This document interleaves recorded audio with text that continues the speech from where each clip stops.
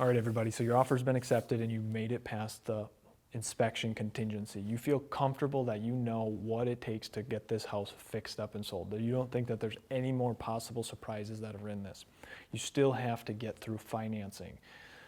I see a lot of people thinking that cash is the only way to go, or getting private money and things like that. Those are options for doing this. But if you are a typical investor and you're going to your bank that you have a relationship with, this is the part where you work with them to get this property purchased.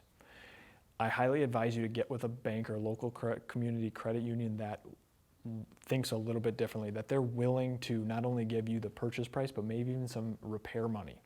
What I mean by that, if let's say you buy the property for $100,000 and you're going to be putting $30,000 into it for repairs, it'd be pretty great if you could find a lender that'll give you the 100 and the 30. So it'll give you a total loan of $130,000 for you to do these repairs. It took me a while to get there with my lender, but I know it can be done, and hopefully it'll help you get to where you need to with yours. If this is your first time applying for financing, and let's say you think you've already gotten the semi-approval from your bank, it is very important that you come to the bank with everything. You come to the bank with your budget, you come to the bank with your comps, show the bank exactly all the steps that we've already taken for you to get this property to this point. Once they've seen that you've done your homework and you have backups for everything, and that you think you can think of, you thought you've given them everything that they could possibly need, there's much more chance that a banker is going to be willing to take a loan out with you, with somebody versus somebody who just comes in asking for money. I try to narrow in and develop a relationship with one really good banker, or possibly two, and then just have a great relationship with them.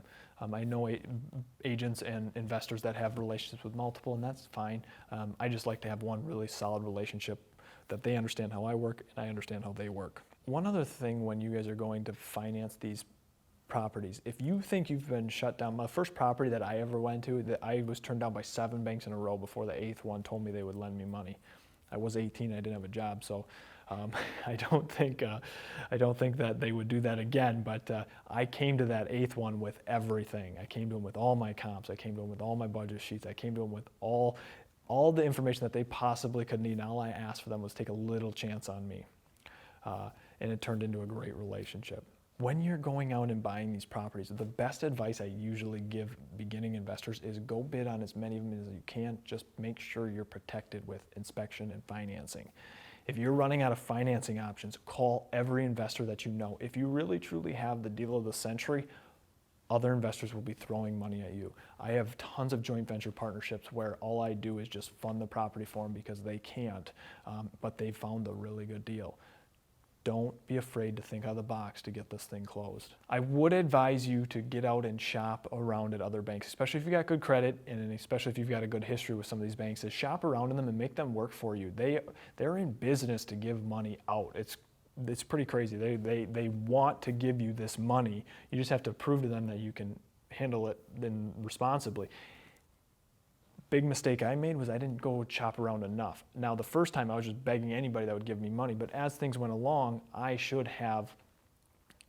somebody would have told me, go and shop a little bit harder, press these people a little bit more for better terms, better rates, because they'll give them to you. If this is your first deal and you're not sure the terms that you've signed up to, or you're not sure if this is a good deal with this bank, or if you're not sure what you're looking at is what your true expenses are going to be, I highly advise you to find a mentor, somebody that's already doing houses, and send it to them. Say, will you take a look at this? I'm buying my first flip.